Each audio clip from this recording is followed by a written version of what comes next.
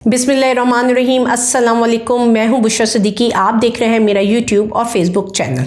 आज cipher case में जज अब्दुल हसनात ने इमरान खान, साबका वज़ीर आज़म और साबका वज़ीर ख़ारजा शाह महमूद कुरैशी को 10-10 साल की सज़ा सुना दी।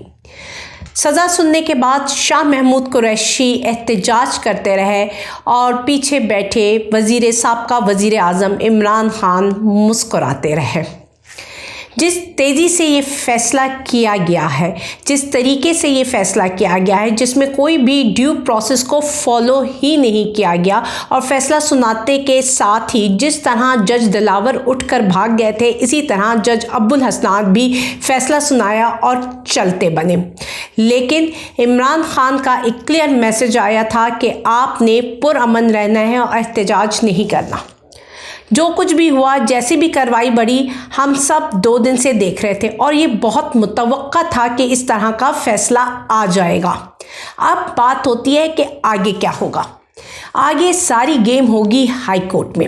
हाई कोर्ट में अपील दायर की जाएगी और अगर अच्छे तरीके से, तगड़े तरीके से ये इमरान खान के वकील पेश होते हैं तो ये पहली हियरिंग में जो सिंगल बेंच करेगा उसमें ही कल अदम हो जाएगा पूरा ट्रायल। और ट्रायल क्यों कल अदम होगा कि ड्यू प्रोसेस फॉलो नहीं किए गए थे, खिलाफ वर्जी हुई थी, तमाम प्रोसेस की, तमाम कानूनी प्रोसेस की खिलाफ वर्जी हुई थी, जिसकी वजह से ये ट्रायल जो साइफर केस का अडियाला जेल में ट्रायल है वो कल अदम करार दे दिया जाएगा।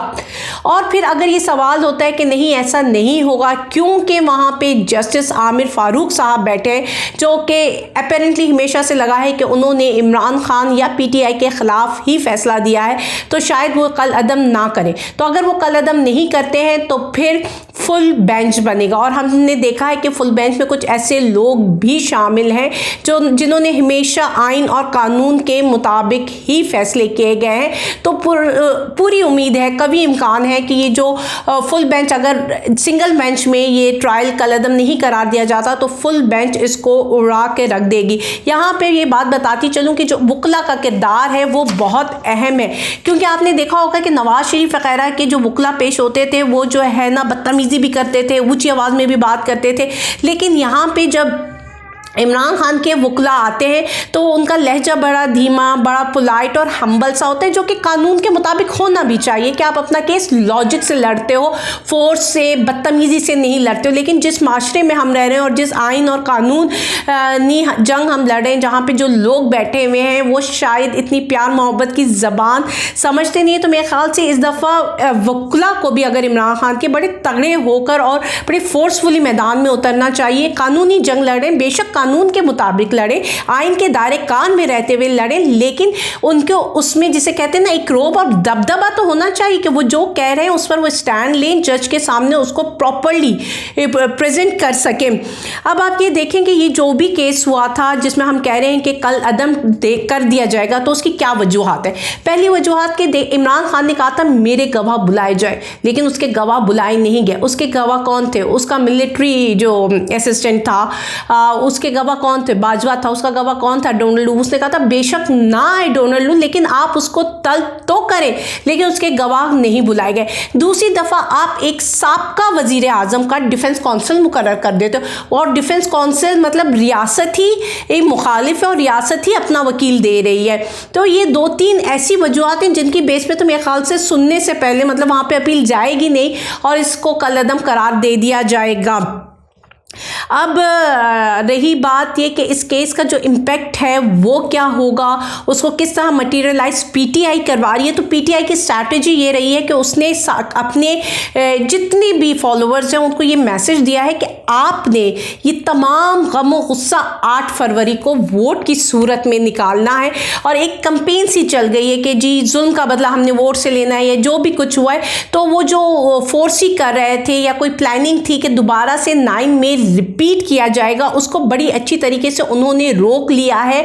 अपनी एक स्ट्रैटेजी, एक पॉलिटिकल स्ट्रैटेजी के साथ वो चले हैं। और यहाँ पे अगर वो चाहते तो अभी आवाम सड़कों पे होती, इस वक्त हम कवर कर रहे होते बाहर के, जी यहाँ से इतने लोग निकल आए, यहाँ से इतने लोग निकल आए, लेकिन उन्होंने कहा कि नहीं, इस वक्त आपने सब्र तहम्मुल का मुजाहरा करते हुए अपना जितना भी हक़ राय दही का इस्तेमाल 8 फरवरी को करना है। अपना जो भी ओपिनियन है, आपकी जो भी राय है, जो भी गुस्सा है, वो वोट की सूरत में निकाला जाएगा।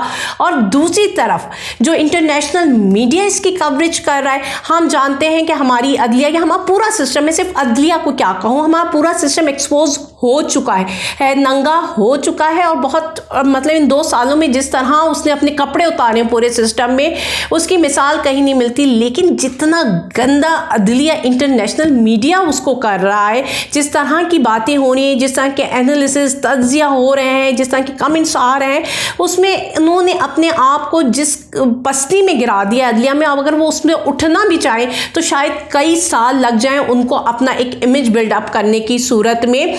और आप लोगों ने जी लाइव समातें कर दी, सब कुछ कर दिया, लेकिन इससे जो है ना अदलिया का इमेज बिल्डअप नहीं होता।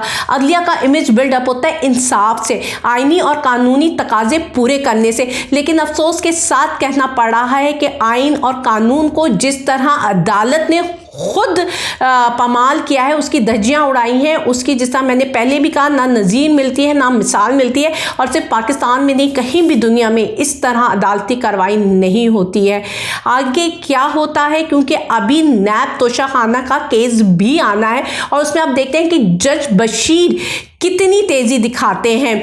और अगर मैंने आपको पहले बताया था कि अगर वो भी कन्विक्ट कर देते हैं बुशरा बीबी को इस केस पे, तो हो सकता है बुशरा बीबी की भी गिरफ्तारी डाली जा सके।